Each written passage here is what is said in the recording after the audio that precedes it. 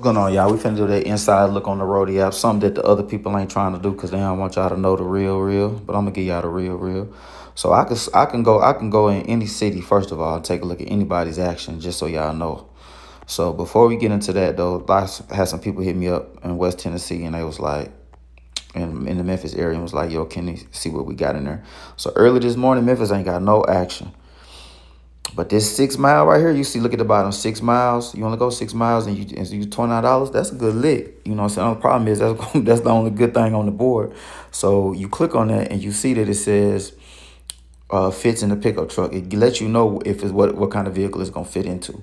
So you ain't never just left blind like, oh, if my vehicle gonna be big enough because I got this listed. So I got my cargo van, so typically I can get anything in there. But if I see something that say fit in the front seat, boy, I'm not taking my cargo van. You get what I'm saying? All right, so let's go to Nashville this morning real quick so y'all can see my action that I got right here. So this is typically how I run this circle. I'm the blue dot and you see all of everything in my little area. So the goal is you catch something and you go somewhere and then you can catch another one. So this was 2 delivery, $10, but I mean that's still keeping me in that area range. So typically I like to try to catch something that's gonna give me like up here in Mount Juliet area to start in the morning. So let's say for instance if I took this 3, oh Lord, they just going all over the place with that one. But let's just say I took this one, even though I wouldn't, and I ended up somewhere over here. Then of course when I get to Lebanon, I'm gonna click on that. And I ain't doing no parts of that, but I'm just saying, try to give you an example. So like the little arrow will tell you where it's going. So let's say if the little arrow had me going this way, then of course when I get to Mount Juliet, I'm gonna click on that one, and that's going right down, and that's $17, and that's going to Nolensville. So then when I get to Nolensville, I'm getting that one.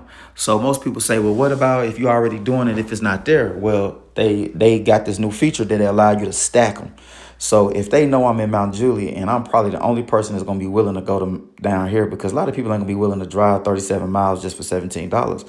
But I'll be willing to do that because I know that along the way, I can add any one of those along the way. So I just click on whichever one makes sense. So if this one makes sense, I'm clicking on this one. If this one makes sense, then I'm clicking on that one. So that's kind of like how you zigzag through. You just take it into one little area and then you kind of almost like be driving in a circle, pretty much so. And then when that's not hitting, then I'll go to my other app, the dispatch app, and typically they may have something for me. So that's how you keep the van moving or keep the vehicle or the pickup truck moving. But like I said before, if you got a pickup truck, you can eat off the Roadie app.